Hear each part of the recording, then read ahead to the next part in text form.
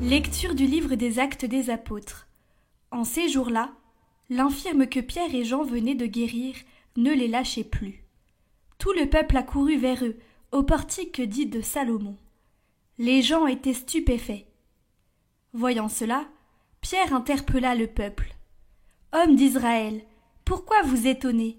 Pourquoi fixer les yeux sur nous, comme si c'était en vertu de notre puissance personnelle ou de notre piété que nous lui avons donné de marcher? Le Dieu d'Abraham, d'Isaac et de Jacob, le Dieu de nos pères, a glorifié son serviteur Jésus, alors que vous l'aviez livré, vous l'aviez renié en présence de Pilate, qui était décidé à le relâcher. Vous avez renié le saint et le juste, et vous avez demandé qu'on vous accorde la grâce d'un meurtrier. Vous avez tué le prince de la vie, lui que Dieu a ressuscité d'entre les morts, nous en sommes témoins. Tout repose sur la foi dans le nom de Jésus. C'est ce nom lui-même qui vient d'affermir cet homme que vous regardez et connaissez. Oui, la foi qui vient par Jésus l'a rétabli dans son intégrité physique, en votre présence à tous. D'ailleurs, frères, je sais bien que vous avez agi dans l'ignorance, vous et vos chefs. Mais Dieu a ainsi accompli ce qu'il avait d'avance annoncé par la bouche de tous les prophètes, que le Christ, son Messie, souffrirait. Convertissez-vous et tournez-vous vers Dieu pour que vos péchés soient effacés. Ainsi viendront les temps de la fraîcheur de la part du Seigneur, et il enverra le Christ Jésus qui vous est destiné. Il faut en effet que le ciel l'accueille, jusqu'à l'époque où tout sera rétabli, comme Dieu l'avait dit par la bouche des saints, ceux d'autrefois, les prophètes. Moïse a déclaré « Le Seigneur votre Dieu suscitera pour vous, du milieu de vos frères, un prophète comme moi. Vous l'écouterez en tout ce qu'il vous dira. Quiconque n'écoutera pas ce prophète sera retranché du peuple. » Ensuite, tous les prophètes qui ont parlé depuis Samuel et ses successeurs, aussi nombreux furent-ils, ont annoncé le jour où nous sommes. C'est vous qui êtes les fils des prophètes et de l'alliance, que Dieu a conclue avec vos pères, quand il disait à Abraham « En ta descendance seront bénies toutes les familles de la terre. » C'est pour vous d'abord que Dieu a ressuscité son serviteur, et il l'a envoyé vous bénir, pourvu que chacun de vous se détourne de sa méchanceté.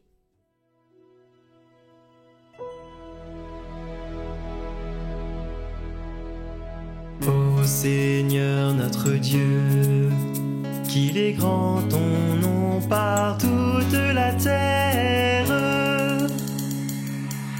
À voir ton ciel, ouvrage de tes doigts, la lune et les étoiles que tu fixas. Qu'est-ce que l'homme pour que tu penses à lui, le fils d'un homme que tu en prennes souci? Tu l'as voulu un peu moindre qu'un Dieu, le couronnant de gloire et d'honneur.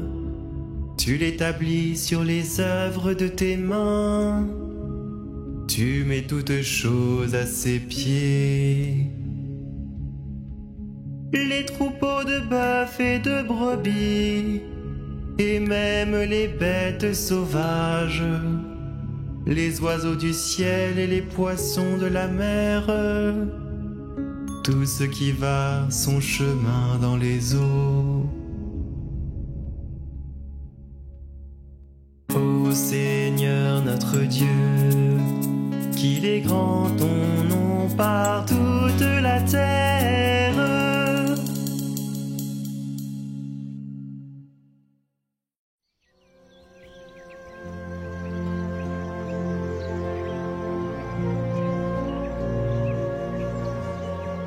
Évangile de Jésus-Christ selon saint Luc. En ce temps-là, les disciples qui rentraient d'Emmaüs racontaient aux 11 apôtres et à leurs compagnons ce qui s'était passé sur la route et comment le Seigneur s'était fait reconnaître par eux à la fraction du pain. comme ils en parlaient encore, lui-même fut présent au milieu d'eux, et leur dit « La paix soit avec vous !» Saisis de frayeur et de crainte, ils croyaient voir un esprit. Jésus leur dit « Pourquoi êtes-vous bouleversés? Et pourquoi ces pensées qui surgissent dans votre cœur? Voyez mes mains et mes pieds, c'est bien moi. Touchez-moi, regardez. Un esprit n'a pas de chair ni d'eau, comme vous constatez que j'en ai. » Après cette parole, il leur montra ses mains et ses pieds. Dans leur joie, ils n'osaient pas encore y croire et restaient saisis d'étonnement. Jésus leur dit « Avez-vous ici quelque chose à manger ?» Ils lui présentèrent une part de poisson grillé qu'il prit et mangea devant eux. Puis il leur déclara « Voici les paroles que je vous ai dites quand j'étais encore avec vous. Il faut que s'accomplisse tout ce qui a été écrit à mon sujet dans la loi de Moïse, les prophètes et les psaumes. » Alors il ouvrit leur intelligence à la compréhension des Écritures. Il leur dit « Ainsi est-il écrit que le Christ souffrirait, qu'il ressusciterait d'entre les morts le 3e jour, et que la conversion serait proclamée en son nom pour le pardon des péchés à toutes les nations, en commençant par Jérusalem. À vous d'en être les témoins. »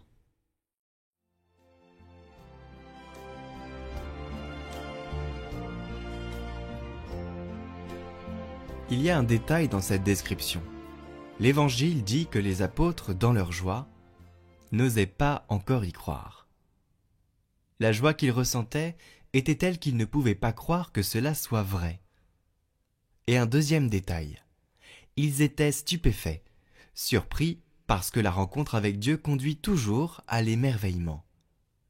Elle va au-delà de l'enthousiasme, au-delà de la joie. C'est une autre expérience. Ils étaient joyeux d'une joie qui leur faisait penser « Non, cela ne peut pas être vrai ». C'est l'émerveillement de la présence de Dieu. N'oubliez pas cet état d'esprit qui est si beau.